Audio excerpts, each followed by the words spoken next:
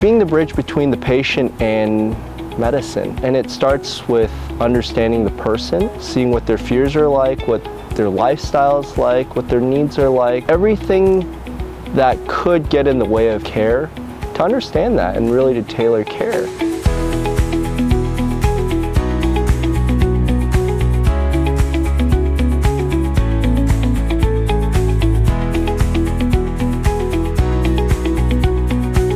Hi there, I'm Cameron Kuo. I'm a second-year medical student at University, California, and I'm the student chapter president of ASUFP here.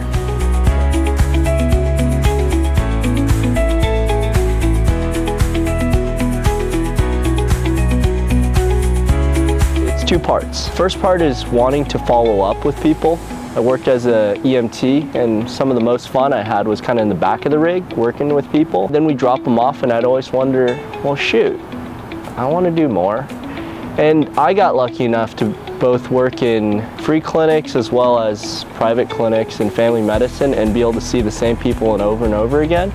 And to kind of have that joy of follow-up. And while volunteering, being one of the few Chinese speakers, I was the one answering a lot of the questions, and that was rewarding. So I was like, this is something I want to do. Through that, I've just found family medicine. In terms of osteopathic family medicine, that angle came in a little later, in part through applying to school, where I got to speak to one of our local doctors, Dr. Melvin Friedman, who just kind of brought an excitement and a passion for the craft, and that resonated with me. He was showing some counter-strain muscle energy, smaller things, but there was just this quiet excitement for it all, and I said, hey, I want to do that. And now after second year, having been able to volunteer in our clinics, still have that joy, so I'm going to hold the course. I'm happy.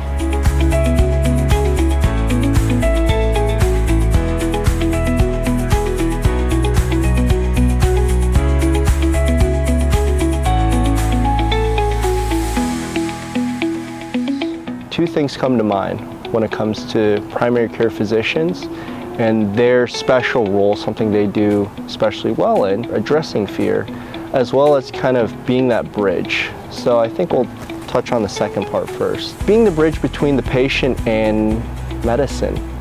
And it starts with understanding the person and seeing what their fears are like, what their lifestyle is like, what their needs are like, everything that could get in the way of care, to understand that and really to tailor care. And then on the other end, it's how to help this patient understand medicine. And you know, we always hear about the jargon, we hear about crazy pre-auth processes, and it's all of that. It's helping people who don't understand medicine navigate medicine in the same way that many of us have CPAs.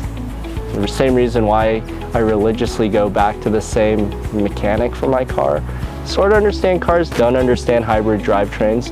And I think that's really what it is. It's how does this work for me as a patient? And primary care physicians play that role in kind of bridging that gap.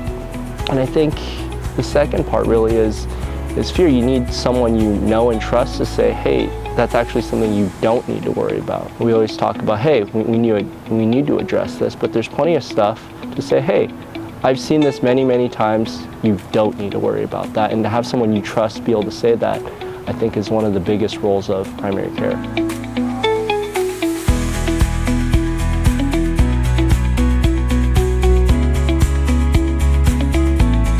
The people.